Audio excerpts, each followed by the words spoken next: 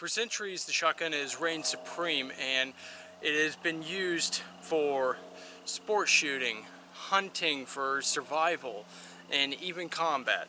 So, if we're going to look at history of the shotgun, the first known purpose-driven weapon in history was the shotgun. But it wasn't always called the shotgun. First, it was actually called a fowler for hunting, birds and stuff like that, for sport shooting and hunting. It was used when the Spanish came over for hunting game and stuff like that for survival. The movement west by Lewis and Clark, the Wild West, it was used in conflicts like the Civil War. It was used in a lot of conflicts to increase the chance of the smoothbore muzzleloaders actually hitting a target, and that's where it got its start from, was increasing the chance of hitting these birds that were flying through the sky. I found a combat application because one ball could, it was lucky chance of hitting what you were aiming at, but you get several balls in there, then you basically have, an increased chance of hitting your intended target or hitting something. So if you look at old tactics of lining up and hundreds of people in line, basically that was forming one big shotgun. You were shotgunning the other side, pointing in the general direction. And back then, there really wasn't, from my research, there really wasn't much of a wadding, so to speak. It was more just a buffer, which you can still see today. Typically, the wadding today kind of cups the shot in, and basically holds the shot together for a longer distance. And that's some things that you see today.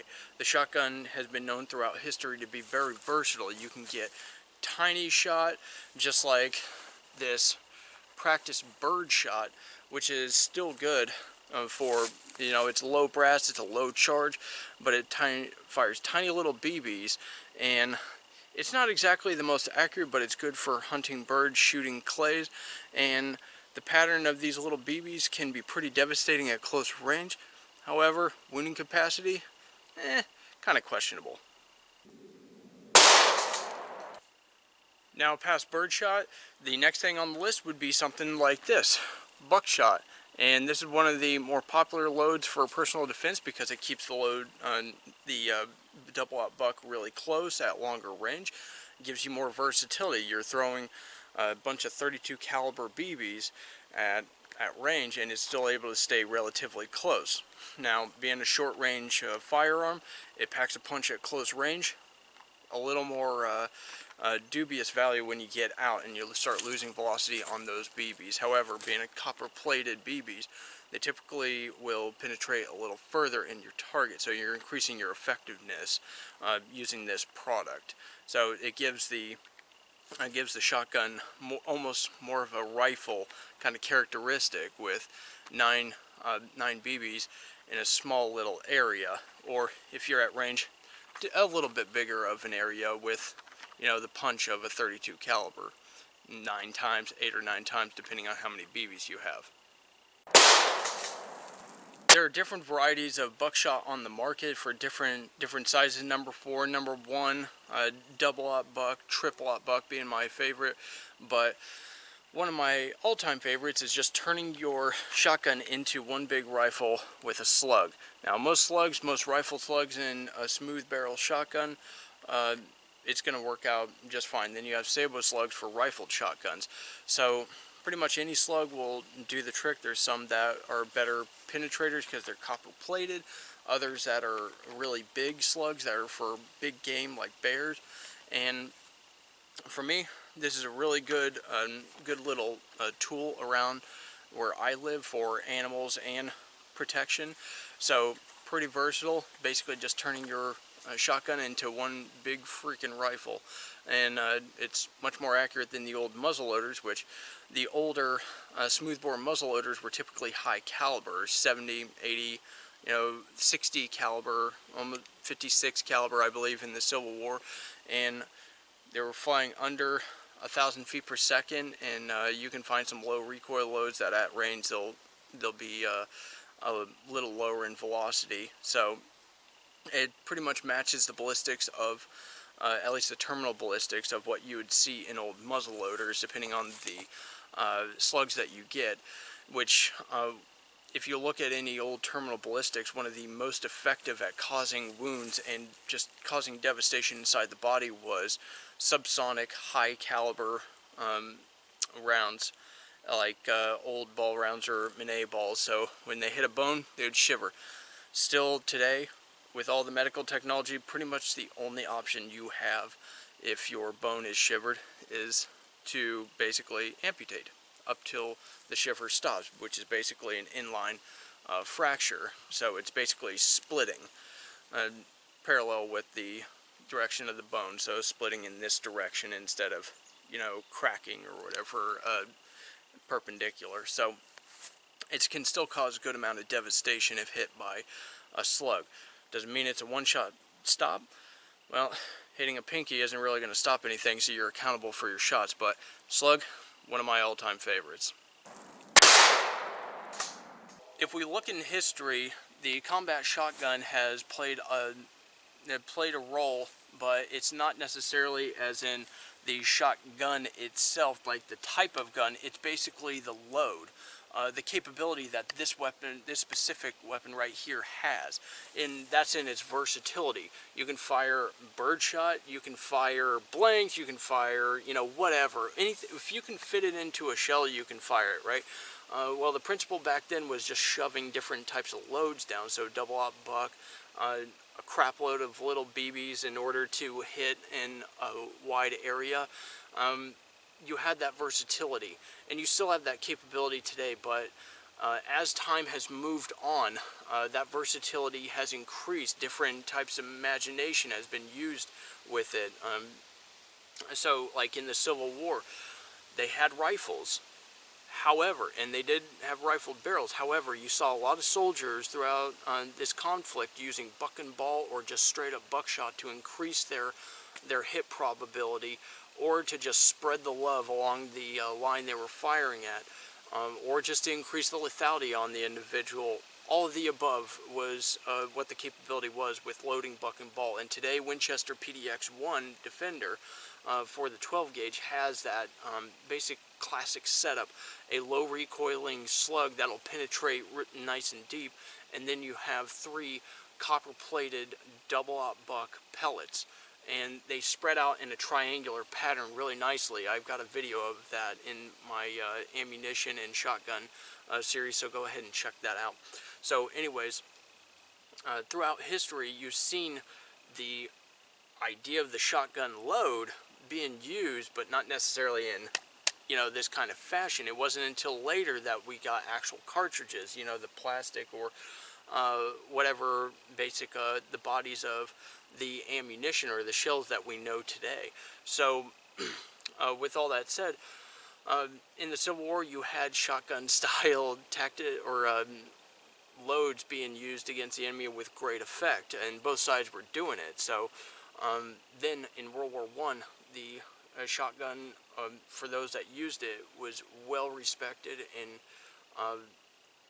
absolutely loved for its capability. You're packing a punch, and in double-aught buck, 8 or 9 pellets of 32 caliber BBs. It's like shooting them 8 or 9 times with a 32 caliber, depending on the range and the velocity of those BBs. And yes, the problem was with the lead. If they hit bone, they would slow down a lot. Now, with most modern double-aught buck, well, not most, but with modern double-aught buck, you'll see copper-plated BBs, and those aren't really going to be affected as much. It's not going to be deformed as easily, and that's probably what I would prefer. But if you can't do that, one of my preferred is triple-aught buck. And that's, again, you're stepping it up from a 32 caliber to a 9mm. Increase that velocity on those BBs, and you're basically shooting them 8 or 9 times, 6 or 8 times with a 9mm. And if you go like with a 3-inch Magnum, you've got 12 pellets, I believe, if I remember correctly from the different loads. But that's going to be a lot of recoil. So the shotgun itself, when we started loading it with 12 gauge and increasing those loads and upgrading the technology, we're basically increasing the lethality at close range. Within 100 yards, basically within 50 yards, maybe buckshot with like flight wad, like the federal flight control wad. That'll be your best bet. But within any range, a slug is good, depending on the load and what you're trying to do with it. So for me, typically, I don't want them to really expand too much to where they're basically flattening out and coming apart. I don't want a segmenting slug because that decreases penetration for the most part from what I'm seeing. So what I'm actually seeing is that if you look at the different loads, the self-defense loads, the shotgun is one of the most effective and one of the easiest weapons to use and get great effect at close range. It is a force multiplier at close range, depending on the loads that you're going to be using. Double-aught buck alone cannot cover everything. But as long as you know the strengths and weaknesses of the different loads and what they're able to do and where their limits are, then I think that the shotgun could come back as one of the favored weapons for close range. Law enforcement is kind of trying to step away from the shotgun and go straight to the rifle because it's so versatile at close and close and long range, medium range. But I think the shotgun at close range would be my preferred if I was able to choose the loads. This can punch through soft body armor, and if loaded with the right slugs, and that's a big capability that the police need with these criminals that are using body armor today. So, you know, we're not really held down to SOPs and stuff like that, and I guess you could say all the rules that police departments have to use on the different loads, but we get to choose. So our lethality at close range with the shotgun is pretty high if we actually pick and choose properly. So throughout history, it's been effective, and this weapon has been effective even to today, as long as the loads are right. And you know, it's a very storied weapon. A lot of people think you can just spray a room down and it'll immediately open up the pattern. Not really true, but whatever it hits at close range, it's going to pack a wallop and it's going to hurt.